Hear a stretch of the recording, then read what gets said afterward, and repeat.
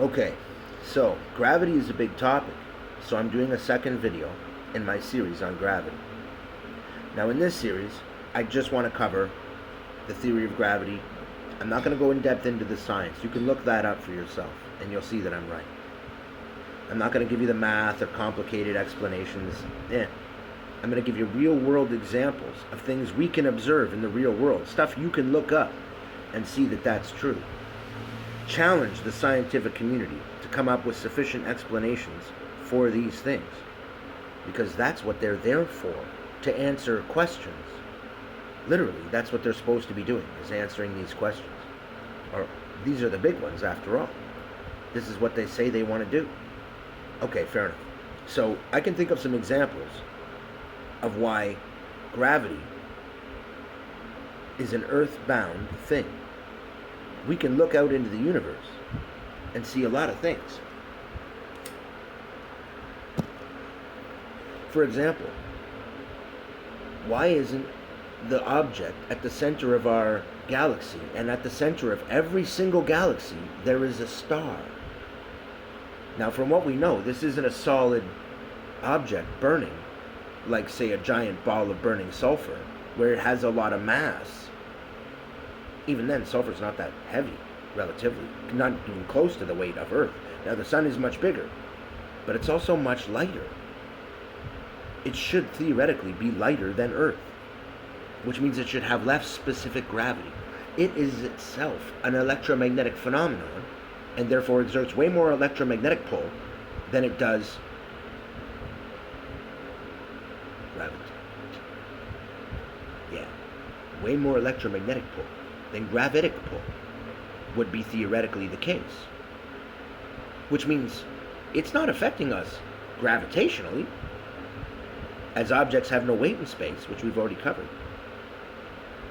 Oh wait, let's say you take a rock up into space. I'll explain that. Let's take a rock up into space. As soon as you do, it's weightless. Hold it back. Wait a minute. Isn't the whole gravity theory based on weight? Then why is it when the Earth is weightless in space, its weight suddenly has an object effect on a nearby planet that's hundreds of thousands of miles away? Yeah, that's convincing an argument for me. I'm absolutely thoroughly convinced that gravity must be responsible for all these things we see. You're right, that's not a naive application of the theory at all. Gravity applies only on Earth. Period. We can prove it. And so, gravity to that is kind of silly. In fact, what I will say to you is that if we take electromagnets, weak ones, they exhibit a small pull on each other. Well, what if the Earth, being an electromagnet, and us being a really weak electromagnet, including that rock, are literally physically attracted to the Earth, and that's what we're measuring? That effect would be indistinguishable from gravity, and when you observe it, you could call it gravity if you want. At that point, it's just a different label. The whole theory starts to fall apart once it goes into space. Let's look for a minute at what the universe should theoretically be like according to the actual laws of gravity. In the Apollo program, they slingshotted around the moon. Let's look for a minute at what that means and what they actually did. What they did was leave Earth, travel towards the moon. To do that, they did a burn. They got out of Earth's atmosphere, away. They lost no speed as far as I know on the way there.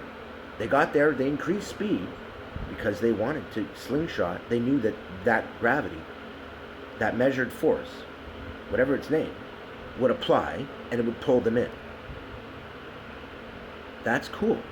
They did. They got pulled in. And they went around. Okay, fair enough. But as they did, they get speed build up. And so much so that they slingshot off the other side. They don't round it. It doesn't force them to stay. It slingshots them away. That's why they did it. The odds. Not only that, the distance they had to be from the planet to gain that effect was very close. Not far distant. I'm not saying gravity doesn't necessarily exist. I'm saying if it does, it's a really weak force. And when we are observing gravity, we're not just seeing gravity, we're seeing two forces combined. And one of them is obliterated in space.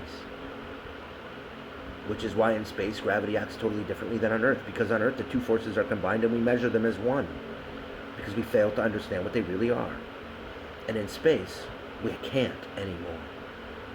Now they measure separately, and only one of them matters, and it's stupid to think that it's gravity, because gravity is automatically obliterated by being in space, obliterated, that therefore doesn't apply, and electromagnetism hugely applies, and they're hugely electromagnetic bodies, all of them. Which means the laws of electromagnetism do a better job of explaining the movements of our solar system than gravity. And so I want to talk a few more minutes about exactly what that means. No, that's going to leave that to your imagination. I've already said what it means. Let's talk about how I know. What makes me think that seems more important. So let's talk about that. I grew up studying physics. I was a huge fan of Einstein. I studied the crap out of his theories. His theories on particle physics are brilliant. I studied photonics. I have an honorary degree in it. But I don't, and I repeat, I don't care. I don't even remember which university. I got like 5 honorary degrees.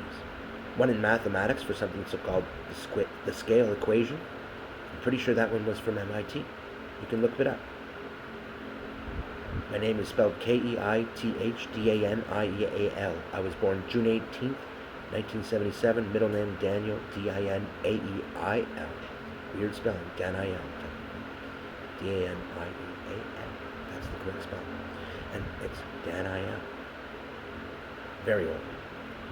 That's the point. It's kind of unusual. And because it is, it stands out. And when you look at the record, you'll see my name. I got another degree in photonics for my work with lasers. I'm not an idiot. I understand physics a little bit. I studied the theory of Einstein. I studied Newton when I was young, looking at what Einstein studied. The further you go back on great thinkers, the dumber they look, because they knew nothing about how the universe works. They were just guessing.